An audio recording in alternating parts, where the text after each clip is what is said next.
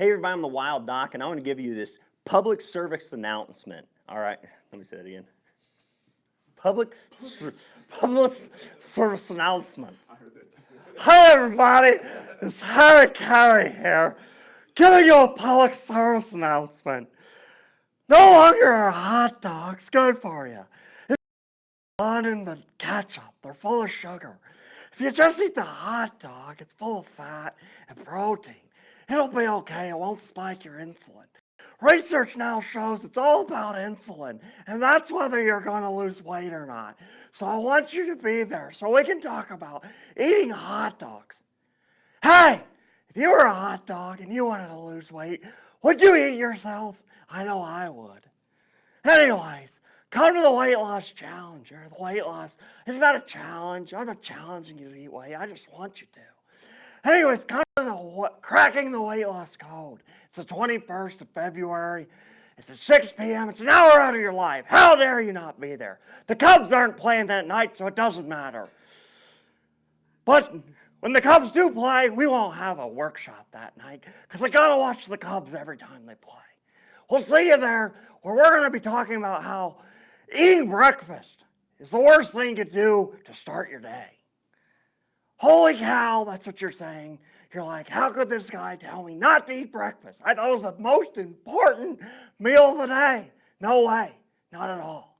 I'm going to show you why. Be there. I'm Harry Carey. All right, in all seriousness, after that Harry Carey clip, anyways, I always do that for the fun of it. I don't know. I always love who is that? Will Ferrell back on Saturday Night Live when you do the Harry Carey skits. So if you've never seen him, definitely go back and watch them. Hilarious. And laughter is the best medicine, so it's much better than an Advil. Anyways, I want to kind of elaborate on what I just said in that hilarious skit. Well, maybe not too funny to you if you don't know who Harry Carey is. But you know what? Breakfast is the most important meal you can skip. Yeah. Let me say that again. Breakfast is the most important meal you can skip. Let's break down the word breakfast. Break fast. It's the meal that breaks the fast. And guess what? Fasting is good for you. It increases insulin sensitivity. And that is a key, a major key to true weight loss and lasting weight loss. So we're going to talk about how this false promotion of breakfast needed to be one of your biggest meals, to feed your body throughout the day to give you enough fuel. Well, it's not. Do you know your body is actually programmed neurologically and physiologically? It's called the dawn effect. It's literally going to dump energy into your bloodstream. It's going to dump glucose into your bloodstream right before you wake up to give you fuel for the day. Wow. Now, what happens, though, if you go and you have a glass of orange juice, you have, a piece of toast, a roll, a muffin, especially any one of those I just listed, you're flooding your system with even more complex or starches, these carbohydrates, these sugars. Even if you were to just put some sugar, or even worse, artificial sweetener in your coffee, guess what you're doing? You're spiking your insulin further, which you're increasing that hormone that causes your body to gain weight. Don't do that. It's horrible. We'll be talking about the details on how you can either choose to eat breakfast and do it safely without increasing your risk of obesity, how you can skip breakfast and maybe even skip lunch and just have a big dinner. We'll be talking about things like that and how fasting, improper fasting, can increase your insulin sensitivity. So for everyone out there watching right now, whether you're in my office, you're online, you know what? I want to make sure that you understand that diabetes isn't about too much sugar. That's not what causes diabetes. And I was just in a conversation with a gentleman about how he was able to lower the sugar intake in his diet, and that was good for him. It was really good for him.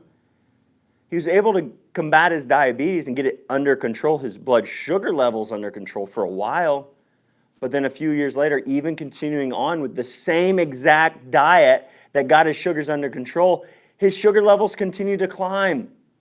And you can't keep it under control anymore because there's other serious factors that weigh in on your body's sensitivity to insulin. And it's about getting the sensitivity back. And there's multiple causes of insulin insensitivity or insulin resistance that we need to talk about and discuss. And I'm not going to do it right here because I want people in front of me that I can be able to answer their questions, dispel the myths that they've been told by the mainstream medical professions.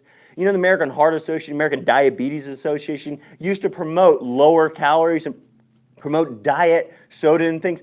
And all the research is showing that diet sodas and those diet foods actually increase the risk of cardiovascular events, of stroke and heart attack, increase the rate of metabolic syndromes and diabetes.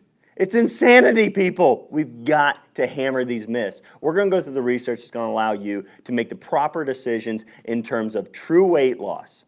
So be there at this event, the 21st at 6 p.m., 1 hour of your day, 1 hour out of your week, out of a year maybe, that you take to focus in on ways you can become healthy. And remember, there are people out there in your family, your friends, your coworkers. There's people out there at your church that are praying for answers. There's a mother and father, I guarantee you, that are praying for an answer to help their child who is battling, maybe it's a young teenage girl who's battling obesity.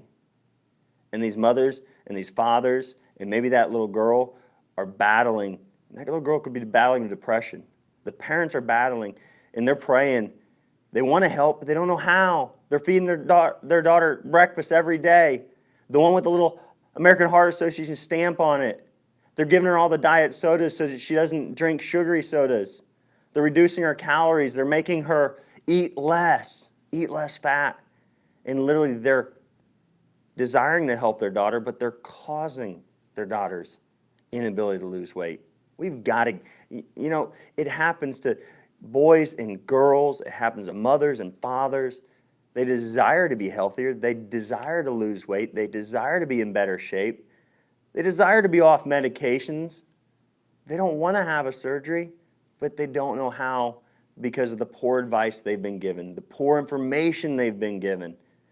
So it really tugs on my heart to say, come on, people, let's get together as a community and let's get this word out there that we're going to go through and we're going to show you what the research says causes obesity and weight gain and causes people to lose weight for a short period of time, but then almost always gain it back or plateau, and they can't. They get stuck. They're stuck, they get depressed, they get frustrated, and then they give up. Now, if you've given up in the past, get back in here. Let me help you. Let me show you why you plateaued. Let me show you exactly why you didn't harness your hormones and what were the mistakes or the issues or the details that you failed to realize you didn't know was out there. You didn't know that's what you were supposed to do and you weren't supposed to do this or that. Let's talk about those things on the 21st at 6 p.m. It's 1 hour out of your day, out of your week. Well worth it because it'll extend your life. We'll see you there.